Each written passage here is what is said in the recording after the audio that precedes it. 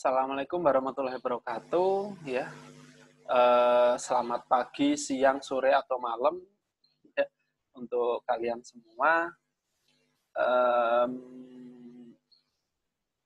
Pada kesempatan yang berbahagia kali ini, saya akan mencoba ya, saya akan mencoba memberikan materi tentang energi dan listrik pertanian. Oke, sebentar. Oke. Nah, jadi ini adalah mata kuliah wajib ya di PS Keteknikan Pertanian. Ini nanti akan diampu oleh 3 orang dosen ya, saya, kemudian ada Bu Retno Damayanti dan Pak Gunomo Jayawasito.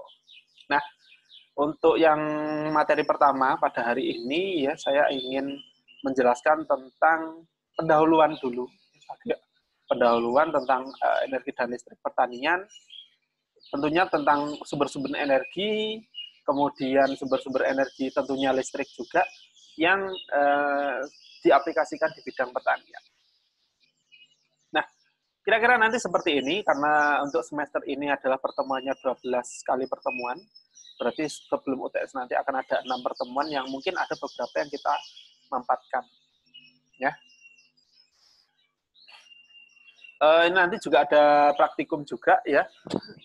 Untuk praktikumnya nanti akan diselenggarakan secara online oleh kakak-kakak asisten ya. Nanti untuk pengumumannya secepatnya akan kita informasikan.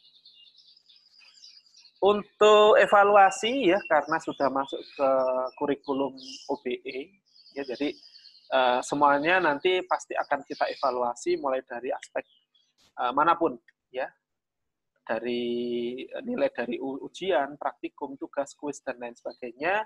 Saya mohon nanti adik-adik semua nanti juga aktif ya dalam mengikuti kegiatan perkuliahan, jangan sampai ada yang bolong. Semua tugas, semua kuis atau mungkin praktikum semuanya harap diikuti dengan baik sehingga nanti tidak sampai mengurangi nilai adik-adik. Untuk proporsi nilai ujian memang paling tinggi ya, karena sifatnya juga ujian, namanya juga ujian. Dan mohon nanti juga semuanya diikuti secara serius supaya semua yang mengikuti kuliah ini nanti tidak sampai mengulang. Oke, berbicara tentang energi, apa sih itu energi? Ya, energi adalah suatu kuantitas yang dapat diamati dan dimengerti sebagai kemampuan dari suatu sistem fisik untuk melakukan kerja ya terhadap sistem fisik yang lain. Jadi energi merupakan besaran skalar.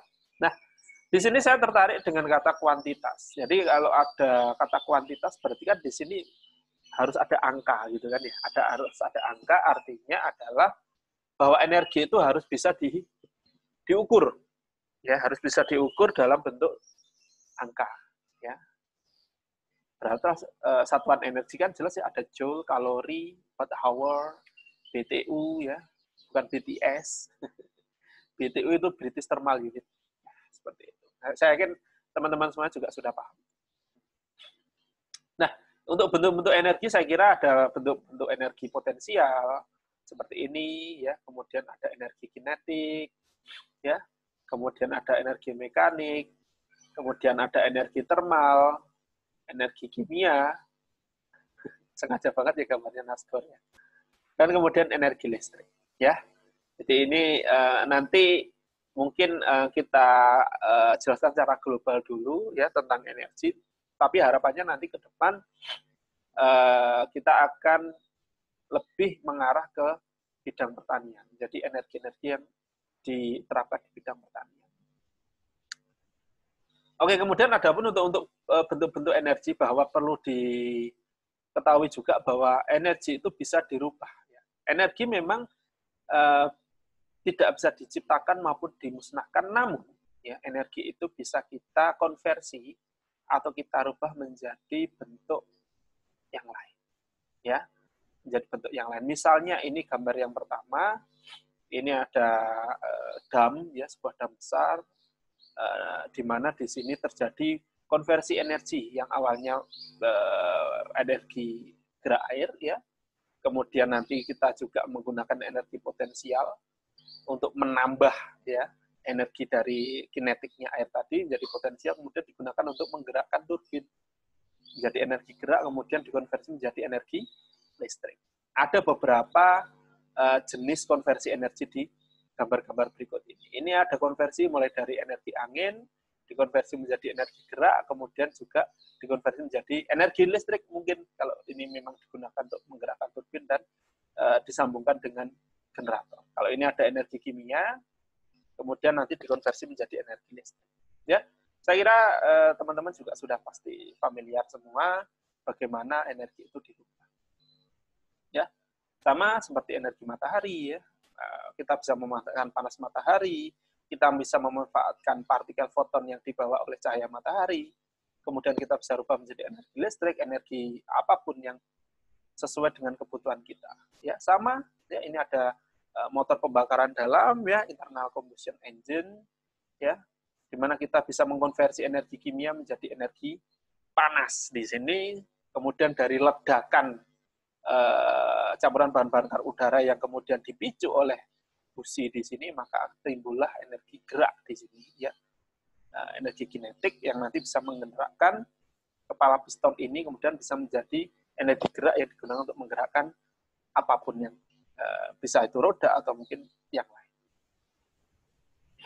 Nah, tentunya untuk energi itu harus ada syaratnya juga. Jadi syarat sumber energi yang baik itu yang pertama adalah menghasilkan jumlah energi yang besar per unit volume atau per unit massa. Jadi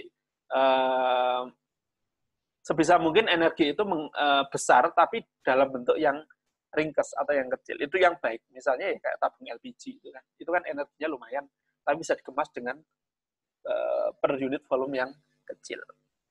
Batu bara, kemudian dan lain sebagainya. Ya, kalau kita berbicara energi besar namun dengan ukuran yang kecil ya nuklir, uranium, ya dan lain sebagainya itu apa istilahnya ya, memenuhi syarat untuk itu semua, tapi kan terlalu mahal juga. Masa kita mau masak air pakai uranium kan nggak mungkin banget ya. Kayak mau bunuh semut tapi pakai AK-47 ya, kira-kira seperti itu analoginya. Jadi tidak matuk gitu ya. Kemudian dapat dengan mudah diakses oleh yang membutuhkan manusia. Jadi sumber energi yang baik itu juga gampang dipergunakan oleh manusia. Ya. Jadi tidak susah dan tidak membahayakan, ya. Mudah disimpan dan kemudian ekonomis. Ya, ini yang wajib ya, harus ekonomis, murah itu ya. Ya, itu memang menjadi apa ya? Kita nggak tahu bahwa manusia atau ilmuwan akan terus-menerus mengembangkan sumber energi yang murah ke depannya. Kalau yang kita bilang murah sebenarnya yang kita dapatkan secara cuma-cuma. Contoh cahaya matahari, panas bumi, air, itu adalah energi, angin juga ya, itu ya adalah energi yang kita rasakan atau kita dapatkan secara cuma-cuma. Tinggal bagaimana kita memanfaatkannya dengan proses yang murah. Sehingga faktor ekonomis ini bisa kita penuhi. Nah, kalau untuk menurut tingkat pemanfaatannya ada energi primer dan energi sekunder. Ya. Apa itu energi primer? Energi primer adalah energi yang diperoleh langsung dari alam, seperti minyak mentah, gas bumi, batu bara, tenaga air, dan lain sebagainya. Itu adalah energi yang primer ya, langsung kita bisa manfaatkan. Kalau energi sekunder ya energi yang berasal dari energi primer dan dirubah melalui proses teknologi menjadi bentuk energi yang lebih mudah, praktis digunakan, ya. Misalnya listrik, batu bara, dan lain sebagainya. Nah, kemudian energi, klasifikasi energi dari segi ekonomi, ya. Jelas ada yang komersial sama non komersial. Kalau yang komersial berarti yang biasa atau yang umum kita gunakan atau kita manfaatkan. Misalnya minyak, listrik, gas, batu bara itu kan komersil ya. Jadi kita bisa beli di pasaran, kita bisa manfaatkan secara luas, ya. Kalau non komersial ya contohnya yang tidak biasa dan tidak dimanfaatkan secara luas, misalnya ya kayu, sampah, jerami dan lain sebagainya, walaupun itu bisa, ya. Nah, sampah itu untuk apa sih, Pak? Ya, sekarang mungkin adik-adik juga kemarin sempat viral juga bahwa Surabaya ya di Indonesia sudah bisa mengembangkan pembangkit listrik tenaga sampah, ya. Tapi juga sampah di sini diolah secara baik, ya. Jadi tidak menjadi sumber energi, tapi juga diperlakukan secara baik. Tidak seperti yang viral mungkin setahun yang lalu, ada sebuah pabrik tahu di Sidoarjo yang menggunakan bahan bakar sampah plastik untuk bahan bakar, ya, untuk memasak dan lain sebagainya, sehingga sampai ramai diliput oleh CNN dan lain sebagainya. Ya itu mungkin tidak direkomendasikan, walaupun itu energi yang ekonomis, murah itu, tapi kan efek ke lingkungan itu sangat berbahaya. Ya, mikroplastik dan lain sebagainya, polusi, itu menjadi isu utama di dunia ini.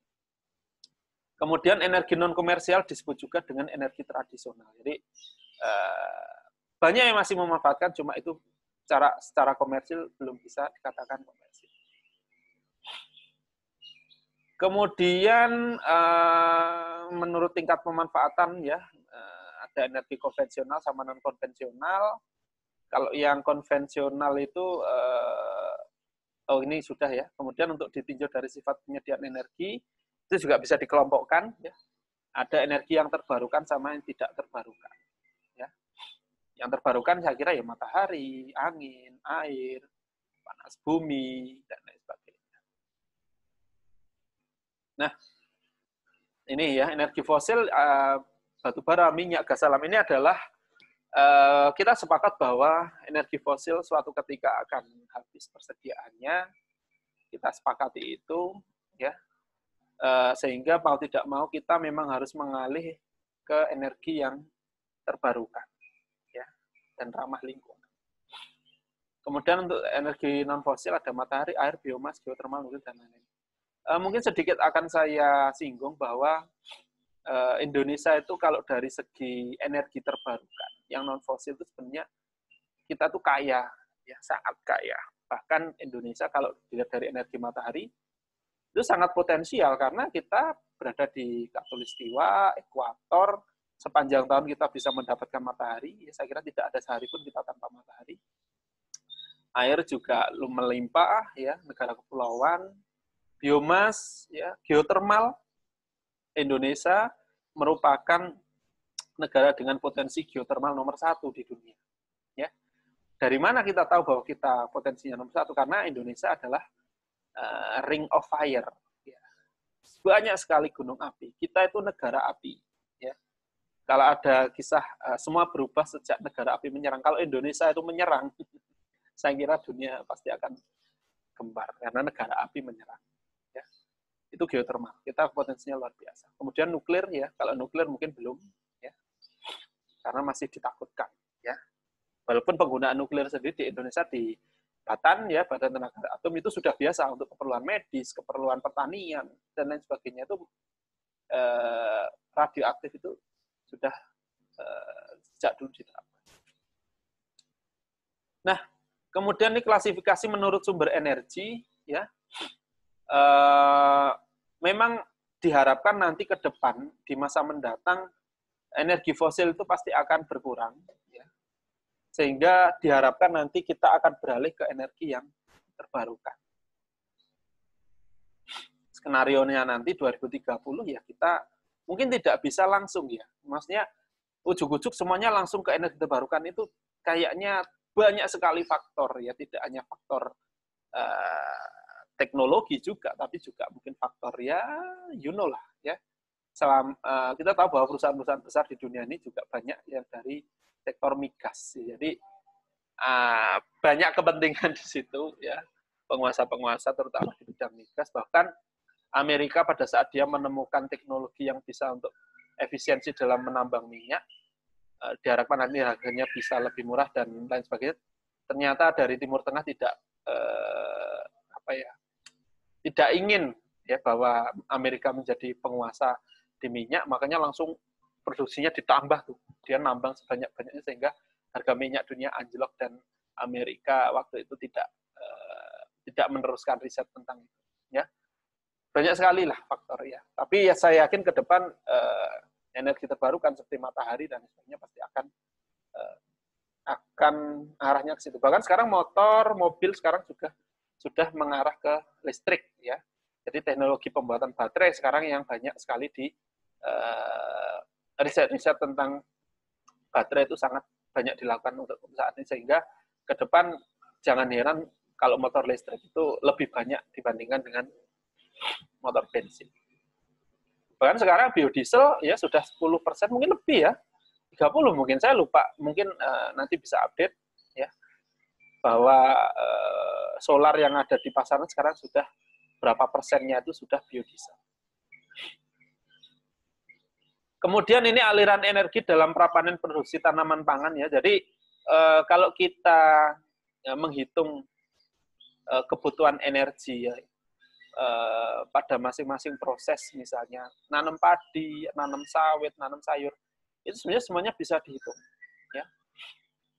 Bahwa kalau kita lihat di sini bahwa proses budidaya ini ya, pengolahan tanah, penanaman, pengairan, pemupukan dan sebagainya itu membutuhkan energi yang paling besar. Ya. Sehingga kalau kita bisa hitung menggunakan life cycle assessment ya, LCA itu juga bisa.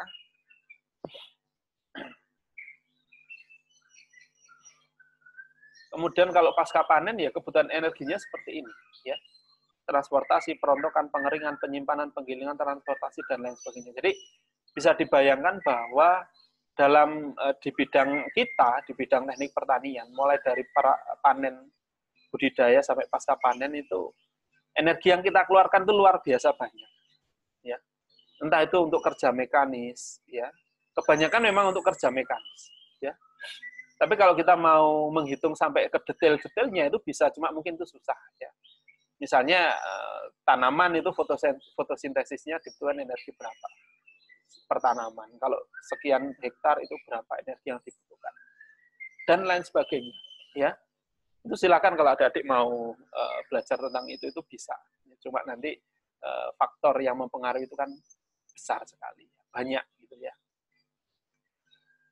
Oke, saya kira itu ya, karena ini masih pendahuluan, ya belum banyak yang bisa saya sampaikan. Namun yang paling adik-adik harus ketahui bahwa energi ya itu menjadi salah satu faktor sangat penting untuk kelangsungan hidup. Ya, jadi pertama ada pangan, ada energi, itu tidak bisa dipisahkan. Ya. Jadi kebutuhan orang itu kan pangan sama energi, kan itu ya. Nah, Indonesia itu mempunyai kedua-duanya, ya, sumber pangan punya, sumber energi punya. Makanya Indonesia itu selalu menjadi incaran dari negara lain untuk dikuasai, kan gitu. Ya, karena kita kaya akan dua-duanya. Nah, sekarang tugas adik-adik bagaimana bisa mengoptimalkan itu, ya. Dari energi itu kita luar biasa, ya. Silakan dioptimalkan. Bisa riset juga tentang energi. Nah, untuk minggu depan kita akan masuk ke energi fosil, ya. Saya kira itu untuk pertemuan hari ini. Terima kasih, ya. Tetap jaga kesehatan, pakai masker kalau keluar, ya, rajin olahraga, tingkatkan imun, dan patuhi protokol kesehatan, dan jangan lupa berdoa semoga pandemi ini lekas atau cepat berakhir. Ya, saya kira itu dari saya. Saya akhiri. Wassalamualaikum warahmatullahi wabarakatuh.